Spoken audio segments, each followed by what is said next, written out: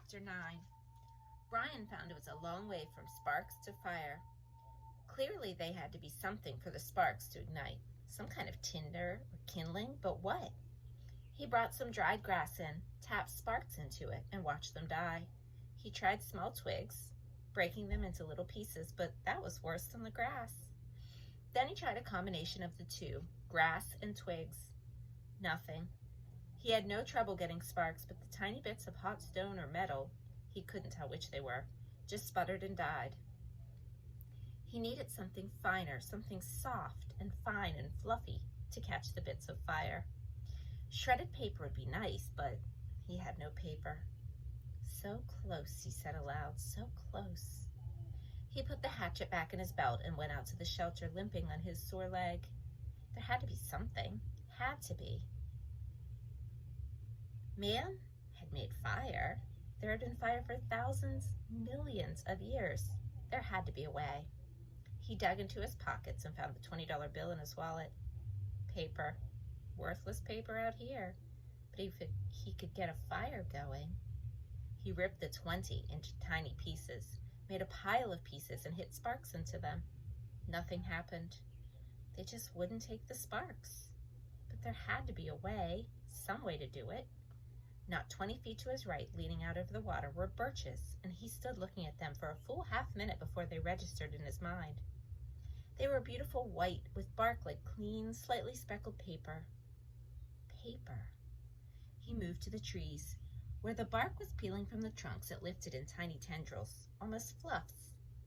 Brian plucked some of those loose, rolled them in his fingers. They seemed flammable, dry, and nearly powdery. He pulled and twisted bits off the trees, packing them in one hand while he picked them with the other, picking and gathering until he had a wad close to the size of a baseball. Then he went back into the shelter and arranged the ball of birch bark peelings at the base of the black rock. As an afterthought, he threw in the remains of the $20 bill. He struck and a stream of sparks fell into the bark and quickly died. But this time, one spark fell on one small hair of dry bark, almost a thread of bark, and seemed to glow a bit brighter before it died. The material had to be finer.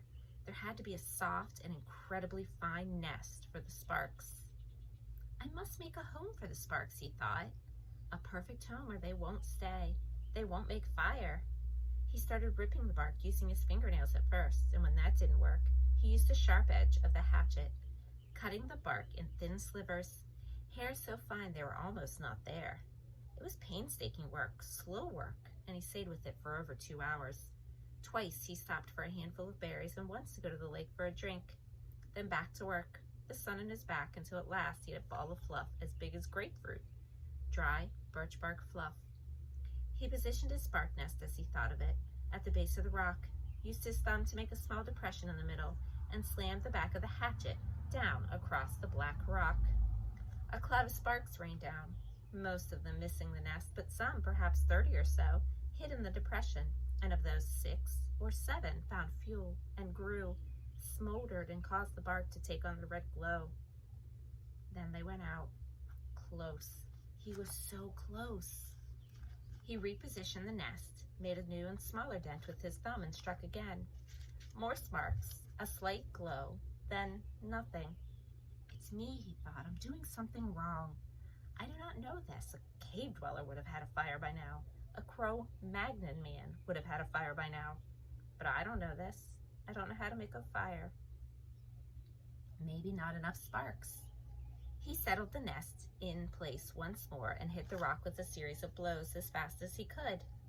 The sparks flowed like a golden waterfall. At first they seemed to take. There were several. Many sparks that found life and took briefly. Excuse me. But they all died. Starved. He leaned back. They're like me. They're starving.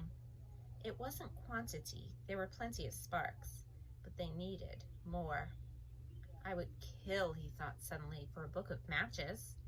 Just one book. Just one match. I would kill. What makes fire? He thought back to school, to all those science classes. Had he ever learned what made a fire? Did a teacher ever stand up and say, "This is what makes a fire"? He shook his head, tried to focus his thoughts. What did it take? You have to have fuel, he thought. And he had that. The bark was fuel, oxygen, there had to be air. He needed to add air. He had to fan on it, blow on it. He made the nest ready again, held the hatchet backward, tensed, and struck 4 quick blows. Sparks came down, and he leaned forward as fast as he could and blew. Too hard. There was a bright, almost intense glow. Then it was gone. He had blown it out. Another set of strikes, more sparks.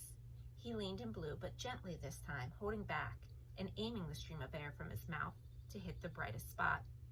5 or 6 sparks had fallen in a tight mass of bark hair, and Brian centered his efforts there. The sparks grew with his gentle breath. The red glow moved from the sparks themselves into the bark, moved and grew and became worms, glowing red worms that crawled up the bark hairs and caught other threads of bark, and grew until there was a pocket of red as big as a quarter, a glowing red coal of heat. And when he ran out of breath and paused to inhale, the red ball suddenly burst into flame. "Fire!" he yelled. "I've got fire! I've got it! I've got it! I've got it!" But the flames were thick and oily and burning fast, consuming the ball of bark as fast as if it were gasoline. He had to feed the flames, keep them going, working as fast as he could. He carefully placed the dried grass and wood pieces he had tried at first on top of the bark, and was gratified to see them take. But they would go fast. He needed more and more. He could not let the flames go out. He ran from the shelter to the pines and started breaking off the low, dead, small limbs. These he threw in the shelter, went back for more, threw those in, and squatted to break and feed the hungry flames. When the small wood was going well, he went out and found larger wood and did not relax until that was going. Then he leaned back against the wood brace of his door opening and smiled. "I have a friend," he thought. "I have a friend now. A hungry friend, but a good one. I have a friend named Fire. Hello, Fire." The curve of the rock back made an almost perfect drawing flue that carried the smoke up through the cracks of the roof but held the heat. If he kept the fire small, it would be perfect and would keep anything like the porcupine from coming through the door again. A friend and a guard, he thought. So much from a little spark. A friend and a guard from a tiny spark. He looked around and wished he had somebody to tell this thing, to show this thing he had done. There was nobody. Nothing but the trees and the sun and the breeze and the lake. Nobody. And he thought rolling thoughts with the smoke curling up over his head and the smile still half in his face. He thought, "I wonder what they're doing now. I wonder what my father is doing now. I wonder what my mother is doing now. I wonder if she is with him."